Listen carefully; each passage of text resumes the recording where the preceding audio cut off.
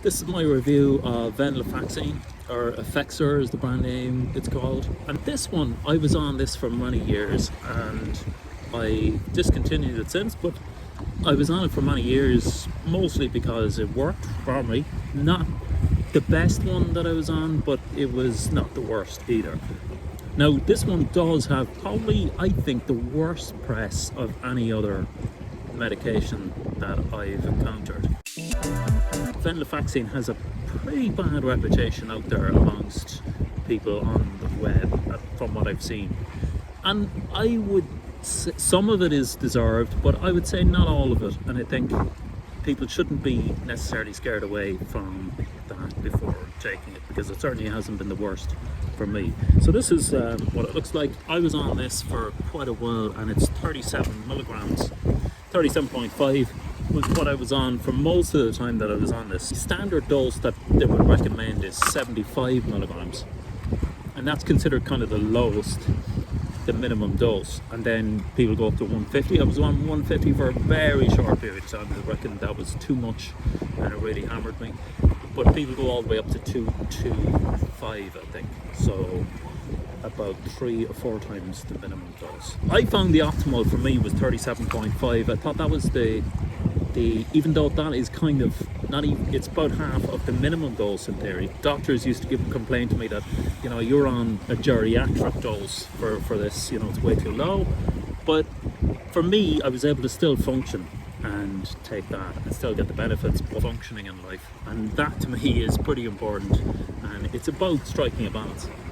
And the unique thing about it is that it came in capsules. So this was the only one that I was on which has the extended release kind of format. So it's not a tablet, it's a capsule. And so that's what it looks like there. And so it's a capsule with kind of tiny little tablets inside, and that they release in your stomach, and they kind of gradually release throughout the day, and that's the idea. They used to have the hard tablets, and you used to be able to snap them in two if necessary, and I don't know if they're continued or discontinued anymore because I haven't seen them. So mostly it tends to be the capsules. I've just opened the tablet there just to see, and I've been taking these things for years, but I've never actually looked in. And what I've discovered is it is basically just tablets inside. So it's there's 3 tiny tablets inside the capsule, which are really small and presumably make up about 10 milligrams each. And so that is what is inside these capsules, and presumably the capsule works to release those slowly into your stomach and your bloodstream throughout the day. That was the major difference between, I suppose, that and the other one, the SSRIs, which are normally just in hard tablet form and don't have that extended release version. Well, unlike the other ones, I've done reviews of all the SSRIs on this channel, and this one is an SNRI, so it's slightly different. So it works on serotonin and norepinephrine, so it works on both of them. So it's considered to be, I suppose, something that you go on after trying SSRIs, and if you don't succeed with SSRIs, then you'll try this one. And so it's a kind of a dual action, if you like, and as a result it's probably stronger per milligram, I would say, than others, and it probably has a different reaction to others. Now, some people would say it's more stimulating because it works on the norepinephrine, and it's like you get a kind of an adrenaline rush from it. I didn't find that. I think I still slept like a baby on it, and it made me drowsy, like most SSRIs did. Overall, I would say this was effective. It worked for me, but not as good as others probably. Well, I would say it's probably the second or third out of all the other ones that I've tried, which is pretty successful. It has a very bad reputation, and I think it has a bad reputation for brain zaps and things like that, and I did encounter that, but only after I stopped, and that's a whole other section of coming off medication. And this is probably one of the reasons it's got the worst reputation, I suspect, is because it's the worst or most difficult to stop. And when I stopped this, and I'm glad I did because I switched on to a more effective one, Celexa, which I've done a review on in this channel as well.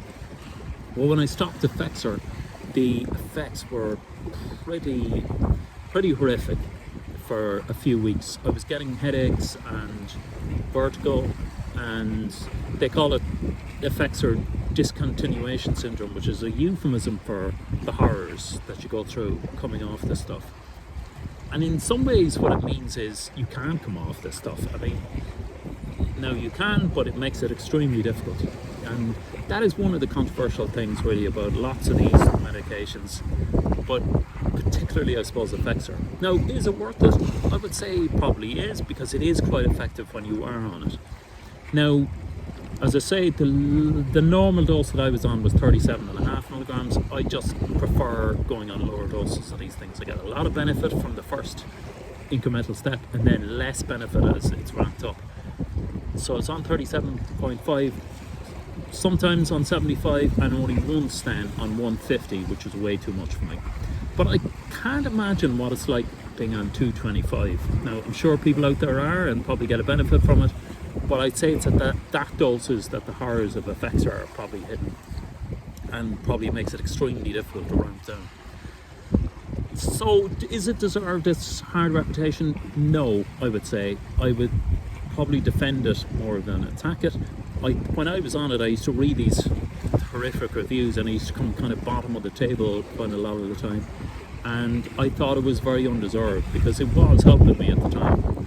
Now that I've come off it, I'm kind of glad that I have, but to look at it from an independent, dispassionate point of view, I think it is a successful drug and it can help a lot of people.